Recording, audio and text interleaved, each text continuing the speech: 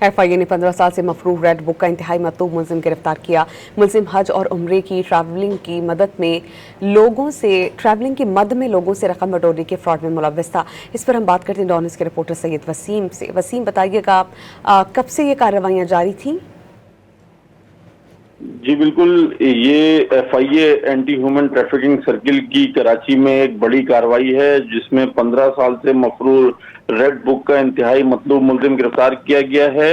ये मुलजिम हज और उम्रे के जो रकम होती हैं उसको वसूल करके फ्रॉड करके जो शहरी हैं उनको नुकसान पहुंचाता था, और इसका नाम जो है वो रेड बुक में शामिल था। मुलजिम साल 2011 से कानून नाफिज करने वाले इदारों को मतलूब था और मुसलसल मफरूर चला रहा था। तर्जुमान FIA के मुताबिक गिरफ्तार मुलजिम इंसानी स्मगलिंग, फ्रॉड और मालियाती जराइम से मुताल्लिक मुतादिद मुकामात में FIA को मतलूब था। जी बहुत शुक्रिया वसीम, आपने अपडेट किया।